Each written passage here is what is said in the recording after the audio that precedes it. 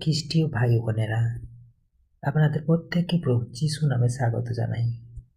আপনারা দেখছেন channel hello Jesus.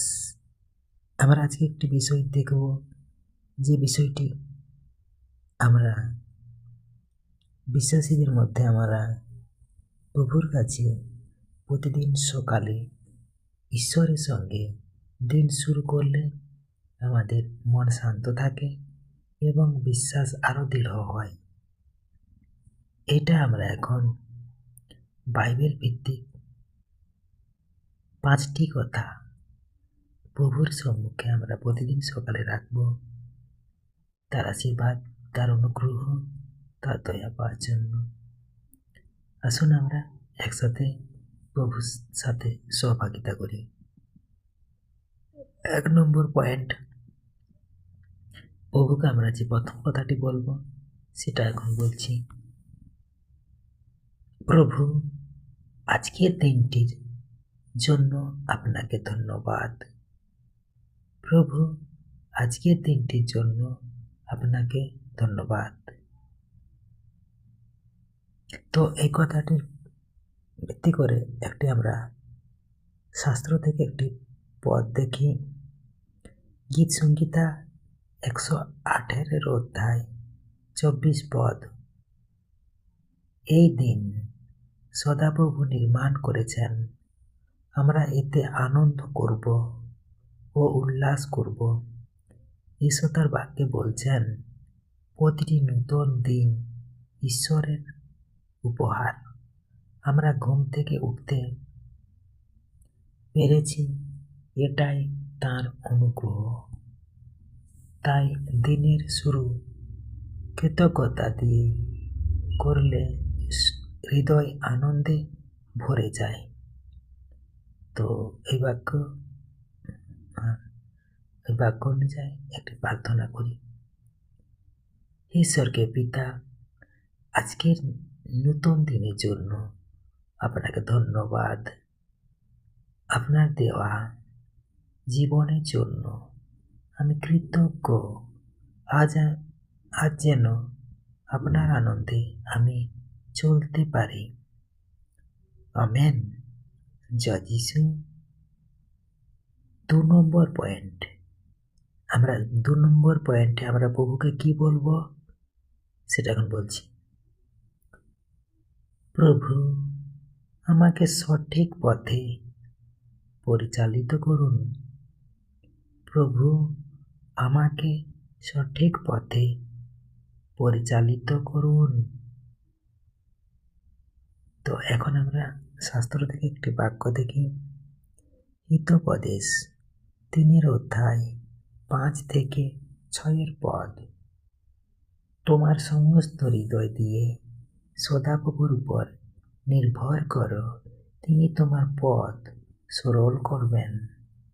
ঈশ্বরের বাক্য বলছেন, আমরা অনেক সময় নিজের জ্ঞান অনুযায়ী সিদ্ধান্ত নিতে চাই, কিন্তু ঈশ্বরের উপর নির্ভর করলে তিনি আমাদের সঠিক পথ বা সঠিক পথে চালিত করেন। ঈশ্বর আপন বাক্যে প্রত্যেক আশীর্বাদ করুক। আমেন। জয় শ্রী। এবারে এই বাক্যের উপর ভিত্তি করে একটি প্রার্থনা করি।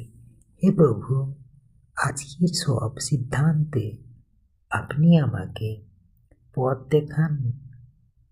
আমার নিজের বুদ্ধির উপর নয়, আপনার ইচ্ছার উপর নির্ভর করতে সাহায্য করুন। আমেন। জয় যিশু। 3 নম্বর পয়েন্ট, আমরা 3 নম্বর পয়েন্ট প্রভুকে কি বলবো? প্রভু, আমাকে শক্তি ও সাহস দিন। প্রভু, আমাকে শক্তি ও সাহস দিন। এখন আমরা একটি বাইবেল থেকে পদ দেখি। যিশায়া 41 অধ্যায় 10 পদ। ভয় করো না, কারণ আমি তোমার সঙ্গে আছি, আমি তোমাকে শক্তি দেব। ঈশ্বরের বাক্যে বলেন, জীবনে সমস্যা, ভয় ও অনিশ্চয়তা থাকে, ঈশ্বর প্রতিশ্রুতি দেন যে তিনি আমাদের সঙ্গে আছেন এবং শক্তি দিবেন। ঈশ্বর আপনার বাক্য প্রত্যেক আশীর্বাদ করুন। এই বাক্যের ভিত্তি করে প্রার্থনা। হে মহান ঈশ্বর, আজকের সব চ্যালেঞ্জের মুখোমুখি হতে আমাকে সাহস দিন। আপনি আমার শক্তি, এই বিশ্বাসে যেন আমি দৃঢ় থাকি। আমেন। জয় যিশু। 4 নম্বর পয়েন্টে আমরা দেখি। 4 নম্বর পয়েন্টে আমরা প্রভুকে কি বলবো? প্রভু, আমার হৃদয় শুদ্ধ করুন। প্রভু, আমার হৃদয় শুদ্ধ করুন। শাস্ত্র থেকে দেখি, গীত সংহিতা 51 অধ্যায়ের 10 পদ। হে ঈশ্বর, আমার মধ্যে শুদ্ধ হৃদয় সৃষ্টি করুন। হে ঈশ্বর, আমার মধ্যে শুদ্ধ হৃদয় সৃষ্টি করুন।